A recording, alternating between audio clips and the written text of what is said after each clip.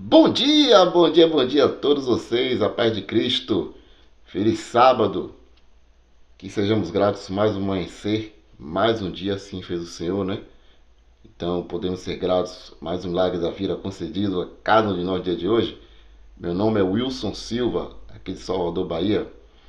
DDD para contato aqui aqueles que desejarem, 71, telefone 991464641, que também é meu WhatsApp. Fique à vontade para entrar em contato comigo, interagirmos, trocarmos conhecimento, para que possamos crescer a cada dia, não é isso? No final desse vídeo, eu peço a vocês que compartilhem o vídeo, dê o seu like, aperte o sininho de notificação, é importante, porque toda vez que eu fizer um vídeo, a plataforma irá notificar vocês, tá bom? E se inscrevam no meu canal, me dê essa força, me ajudem, é de graça, você não paga nada ao se inscrever, tá bom? Tem um botão aqui embaixo escrito inscreva-se, você clica nele, se inscreve gratuitamente, não paga nada, não tem nada. Aliás, sobre essa questão do dinheiro, fique tranquilo que aqui nesse meu canal, em nenhuma outra plataforma, eu estarei pedindo dinheiro a ninguém. Não preciso, trabalho com minhas próprias mãos, como disse Paulo, ok? Vamos para mais uma palavra da graça, do Evangelho da Graça, para que possamos ser ministrados pelo Espírito de Deus. Que Ele possa nos instruir nesse momento, que toda vaidade humana eu seja despido e que toda soberba, tudo aquilo que possa vir do homem Wilson possa se cair por terra nesse momento, tá bom? Então juntos vamos para mais uma palavra. E hoje eu quero trazer uma mensagem para vocês sobre o carcereiro. Carcereiro. Nunca ouvi falar do carcereiro, não? Pois é. A palavra, um livro histórico de Atos, escrito por Lucas, médico Lucas, companheiro de viagem de Paulo, a Teófilo. Tanto o livro de Lucas, o Evangelho, como o livro de Atos, são livros históricos de Lucas para Teófilo, descrevendo algumas coisas na qual ele pesquisou de forma minuciosa ou vivenciou em algumas partes com o apóstolo Paulo, o enviado. Ok? Carcereiro, creia no Senhor Jesus e será salvo tu e a tua casa. Essa promessa feita ao carcereiro é para mim? É para você? Ou foi feita apenas ao carcereiro? Vamos ler o texto, vamos ler outras passagens, vamos descobrir o que aconteceu e qual a verdade do Evangelho da Graça. Você pode estar sendo enganado com promessas vãs de homens que não entendem, pelo Espírito de Deus, as coisas como devem ser. Isso não tira de você a esperança que a sua família, seus familiares, podem ser alcançados pelo Espírito de Deus. Mas, porém, contudo e todavia, nós precisamos ser honestos com aquilo que a palavra nos orienta, ok? Vamos ler o livro, a história que Lucas conta sobre o carcereiro.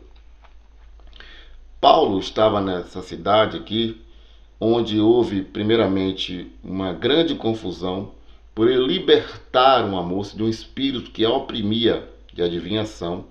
E ali tanto ele como Silas, foi preso de forma indevida porque Paulo era um cidadão romano, entendeu? E na cadeia acontece toda a história na qual Lucas vem a contar a Teófilo. Vamos lá, capítulo 16, pega a sua Bíblia, seja ela impressa ou pelo celular. À meia-noite, eu vou ler a partir do verso 25. Paulo já preso, mas Silas. Então vamos partir daqui do verso 25. Leia todo o capítulo de Atos, você vai ver outros. Aliás, leia todo o livro de Atos, né? Mas enfim, nosso texto aqui é sobre a vida do carcereiro.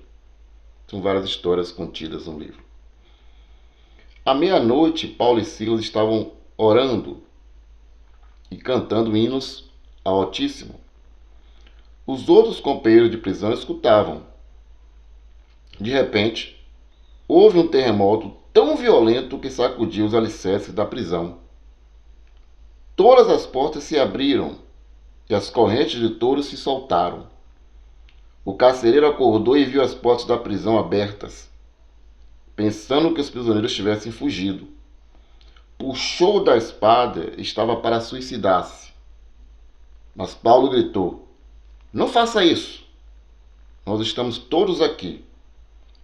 Então o carcereiro pediu tochas, correu para dentro e, tremendo, caiu aos pés de Paulo e Silas. Conduziu-os para fora, perguntou: "Senhores, que devo fazer para ser salvo?" Uma pergunta. E Paulo e Silas responderam: "Acredite no Senhor Jesus, e serão salvos você e todos os da sua casa."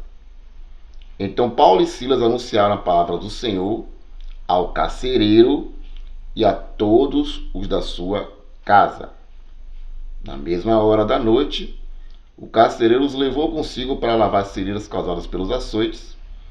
A seguir, foi batizado junto com todos os seus. Depois, fez Paulo e Silas subir até a sua casa, preparou-lhes uma refeição e alegrou-se com todos os seus familiares por ter crido em Deus. Veja bem, nessa situação, o carcereiro, preocupado com a sua vida, porque tinha uma reputação, era ele que estava responsável por aquelas vidas. E quando houve aquele terremoto, algo divino, providencial da parte do Altíssimo, quando as paredes caíram, as correntes se quebraram de forma milagrosa, o carcereiro, dormindo, acordou e quando viu que as paredes estavam quebradas, que as portas, correntes partiram, ou seja, que os prisioneiros poderiam estar livres, ele temeu a sua vida. Ele temeu pela sua vida. E quando ele disse: "Agora não tem mais jeito, acabou para mim, vão me matar." E quando ele pegou a espada para suicidar-se, Paulo grita: Não faça isso. Calma, estão todos aqui. Apesar do terremoto, apesar de estarmos livres, mas estamos todos aqui. Não faça isso, preserve a sua vida. Então ele se joga aos pés deles e pergunta: "O que posso fazer para ser salvo?" E Paulo e Silas responderam: "Creia no Senhor Jesus e serás salvo tu e a tua casa." Porém, é importante ressaltar que é por isso que eu digo, vou aqui falar uma situação que é preciso, é imprescindível que você busque o conhecimento, busque ler de forma correta, abra sua mente para a leitura da palavra do Altíssimo, para entender que nem tudo o que está escrito é aplicado para a gente.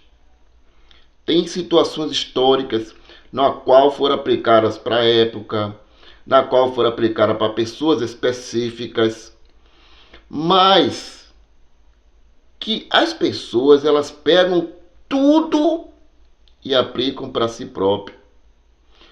Situações que os cães gulosos, mentirosos, as pessoas de má fé que dominam a Bíblia, têm um domínio sobre ela e aplicam conforme o seu bel prazer, vendem ilusões para pessoas, vendem promessas vazias para as pessoas, enchem as pessoas de esperanças, falsas esperanças, porque não traz realmente aquilo que a palavra do Evangelho da Graça nos diz.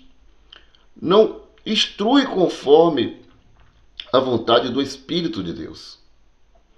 Quando Paulo e Silas faz essa promessa para o carcereiro, estendendo a sua casa, nós precisamos também entender o seguinte, que naquela época, naquela cultura patriarcal, a possibilidade de os familiares seguirem o cabeça, seguirem o homem da casa, era muito grande, era enorme. E isso não quer dizer que, quando o assunto é salvação, quando o assunto era Cristo, isso ia acontecer a todos. Porque eu vou mostrar na instante na palavra, Paulo trazendo essa mesma questão de salvação e dizendo que você não sabe se fulano vai ser salvo. Vamos lá. Porque a palavra, ela não pode haver contradição. Não é isso? A palavra, ela tem que ser homogênea naquilo que ela é. Então você precisa ser inteligente. Entender que existe a cultura, as épocas, para quem foi dito, para quem foi escrito, por que foi dito, por que foi escrito. Tudo isso é importante no nosso aprendizado, para não ficarmos vendidos aos charlatões, aos mentirosos. Quando Paulo faz essa promessa, olha o que acontece. Então Paulo e Silas anunciaram a palavra do Senhor ao carcereiro e a todos os da sua casa. Na mesma hora da noite, o carcereiro levou consigo para lavar as feridas. A seguir foi batizado junto com todos os seus. Paulo e Silas fazem a promessa, mas o evangelho é anunciado a ele e aos da sua casa. Todos receberam de bom grado a palavra. E todos foram incluídos no corpo de Cristo. Introduzido no corpo de Cristo.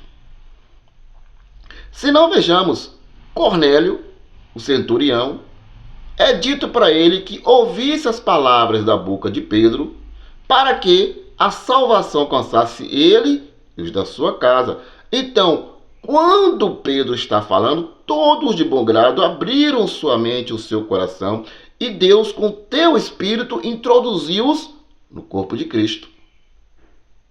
Então, não é simplesmente eu crer e toda a minha casa será salvo. É preciso que o evangelho da graça, e é diferente do evangelho pregado naquela época para o evangelho pregado hoje. O evangelho pregado hoje, na sua grande maioria, é o evangelho de barganha. Não é o evangelho de Cristo. Não é o evangelho puro de Cristo sendo pregado. Há uma grande diferença. Uma grande diferença. Então vamos lá para o texto. Outra coisa. O próprio Jesus de Nazaré disse que os seus inimigos serão de sua própria casa. Opa! Havia resistência, ou haveria resistência, para com a sua fé, ou a fé daquelas pessoas na qual ele estava dizendo na época, com a conversão de alguém. Nem Jesus prometeu que ao pessoa crer, seria introduzido no corpo dele, tanto ele como os seus. Porque se ele disse que haveria divergência, haveria conflito entre próprios familiares. Porque são os primeiros a ver o conflito quando há uma conversão. Começa a mentalidade daquele convertido ser outra. Ele já não mais age como os da casa agem. Então há um conflito ali. A depender do contexto da pessoa, que a pessoa viva, ela é até expulsa de casa. Ela é até abandonada pelos seus pais. Ela é esquecida como filho ou como filha. Você entende, amado? Amada? Começa a compreender que essa promessa foi para o carcereiro e não para todo mundo. Que você está aí na sua esperança. Continue orando, continue tendo um comportamento cristão e também vamos entrar nesse assunto aqui, para que, se possível for, por seu comportamento, você vai ver na palavra isso, possa ser que o Espírito de Deus alcance sua família, os seus familiares. Porque o Senhor conhece os que são seus. E ninguém escolhe Jesus. Jesus é que escolhe. Se o Pai não enviar a mim, de maneira nenhuma virá a mim. Agora, os que vierem a mim, Jesus disse, de maneira nenhuma lançarei fora. Começa a entender? Começa a compreender a palavra limpa do Evangelho da Graça? É lindo demais. O Evangelho puro é lindo demais. Vamos ler aqui. 1 Coríntios capítulo 7. Pega a tua Bíblia. Diz assim, a partir do versos 12. Aos outros sou eu que digo, não o Senhor. Palavra de Paulo.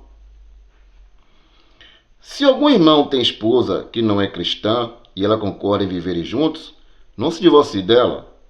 E se alguma mulher tem marido que não é cristão e ele concorda em viverem juntos, não se divorcie dele.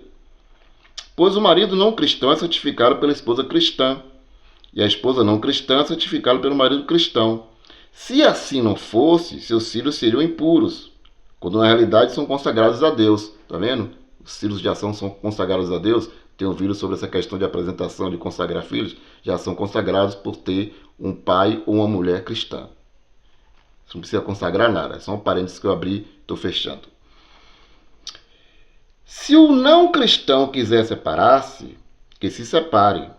Nesse caso, o irmão ou a irmã não estão vinculados, pois foi para viver em paz que Deus nos chamou. Na verdade, ó mulher, olha aqui, o próprio Paulo, em outro contexto, em outra situação, falando de salvação. Na verdade, ó mulher, como pode ter certeza de que salvará o seu marido? E você, marido, como pode saber que salvará a sua mulher? Prestou atenção, amado ou minha amada? Como questões são diferentes a depender de texto, contexto, a quem é dito, depender da situação. Paulo, por carcereiro, faz uma promessa, ele e Silas. E ao pregar para a família, toda a família aceitou.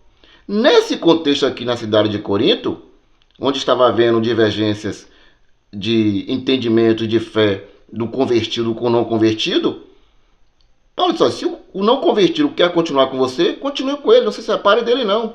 Continue na sua fé, na sua luta. Mas se o não convertido, pela sua fé que você abraçou, quer ir embora, deixe eles partir, ó. Mande ele, deixe ele, que ele vá em paz. Porque você não sabe se vai salvar o seu marido, e nem você, marido, sabe se vai salvar a sua mulher, você não tem poder para isso, a salvação é pelo Espírito. Se ele não quer se ele não quer viver com você, mesmo sem você impor a sua fé para ele, mas vivendo como marido e mulher, ele acha que não deve, você não sabe se ele vai ser salvo, então deixa ele ir embora. Da mesma forma, mulher para o homem, homem para a mulher. Você consegue compreender a diferença quando você é ministrado o Evangelho da Graça, puro, verdadeiro? Pois é isso que deve estar sendo ministrado, mas as pessoas não querem. Na verdade, as pessoas não querem ser ministradas dessa forma. O que agrada as pessoas? O Evangelho da barganha. O Evangelho puro, pregado de forma simples, é rejeitado. Fazer o quê? Efésios, capítulo 2, verso 8 diante. De fato, vocês foram salvos pela graça, por meio da fé. E isso não vem de vocês, mas é dom de Deus. Isso não vem das obras para que ninguém se encha de orgulho, porque foi Deus quem nos fez. E em Jesus Cristo somos criados para as boas obras que Deus já havia preparado, a fim de que nos ocupássemos com elas. Vou ler de novo. De fato, vocês foram salvos pela graça por meio da fé, e isso não vem de vocês, é dom de Deus. É o dom de Deus que é colocado no homem. O homem aqui no sentido geral. Não é de mim. É Deus que chama. Agora, eu preciso, ao ouvir, ser ministrado por esse Espírito, porque o Espírito dos seus, o Espírito do Altíssimo, vão ouvir. Certa vez, Cristo Jesus e São Paulo assim, ó, continue pregando nessa cidade, porque eu tenho muita gente aqui. Ora, ele sabia os que eram deles ali. E que ao Paulo dar continuidade à ministração do evangelho puro, aquele espírito ia ser despertado e ia crer na palavra.